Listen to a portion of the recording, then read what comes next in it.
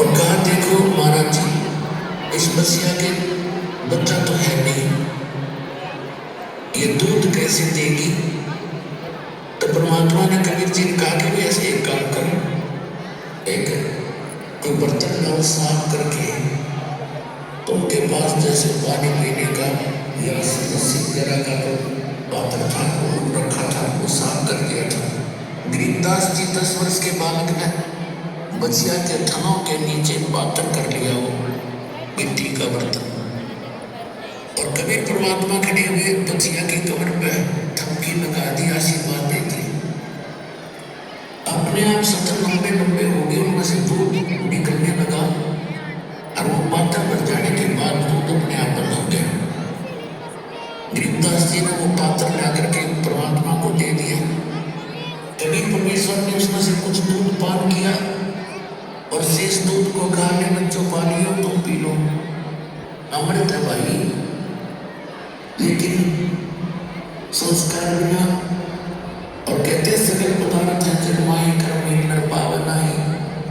अन्य जो बड़े बड़े बाली थे गवाले थे वो कहने लगे हम ना पीना, ये पाप का दूध तुम्हारी गाय का निकालती है, और जादू जंतर कर रखा तो इसके अंदर अभी तेरी जात का पता नहीं तो कौन सी जाति का तेरा जो खाना पीना। वो तो उठकर चले गए जो बड़े बड़े थे, को 20 वर्ष का, को 40 वर्ष का, को 50 वर्ष, 10-12 बाली थे। गरीबदास जी कहने लगे राम महाराज जी मुझे तो आपका अमृत कब प्राप्त हो? ये पिछले पुरुष से होते पूर्ण हंसुरात, ये पिछले संस्कारों से ऐसी भावना बच्चों में होती है, संस्कारी प्राणियों के होते हैं आम व्यक्ति से, तो उन्होंने दूध लिया और उनके अंदर विशेष चेतना जिस वैसे को लेकर परमात्मा आए थे वो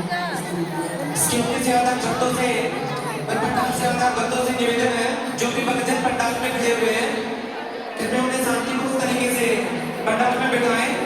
सद्गुरुदेव जी का सत्संग चल रहा है, कृपया भक्तों को किसी भी प्रकार की डिस्टर्बेंस ना हो, इसलिए कृपया शांतिपूर्ण तरीके से बैठें। संसार बोल सद्गुरुदेव की जय। छोटी मोटी मान्यता होती है उसका नाम है। तो परमात्मा ने बताया कि बेटा ये ब्रह्मा विष्णु महेश ये अधर्मर नहीं है, इनकी भी जन्म मृत्यु होती, और तुम यहाँ के रहने वाले नहीं हो।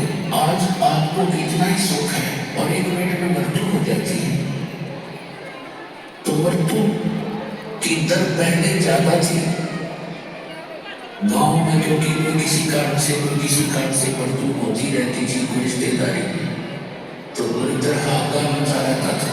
तो ये पता था गरीबदास जी, और पुण्यकर्मी प्राणी की भी बात जल्दी कर जाती है।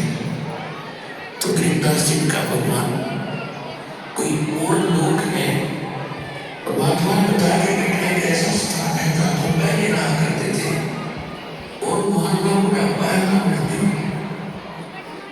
वहाँ जरावर नहीं है।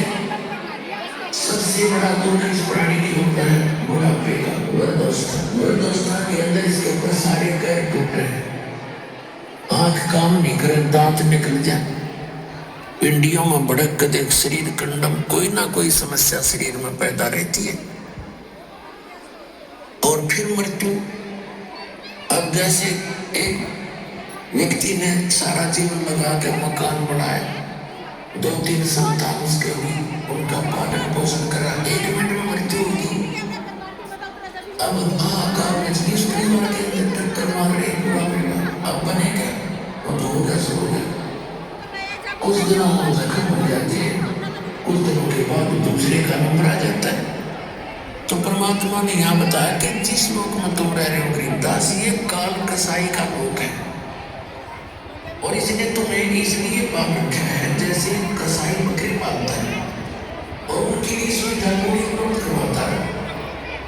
जैसे कसाई बहुत ज्यादा जिसकी सेल होती है मांस की, तो बहुत जगह बकरी ला करके रखता है और एक बहुत बड़ा अरेंजमेंट करता है उनके लिए। पहले उसको बाड़ा कहा करते थे, चारों तरफ इनके झाड़ीदार कांटेदार झाड़ियों की चारों तरफ उसकी बाड़ बनाया करते थे, बाउंड्री, और उसके अंदर बकरों को रोका जाता था। उसी में घास भी होता था, 5-7 एकड़ में झाड़ बोलने होते थे जिनमें वो अपने आप चलते रहते थे।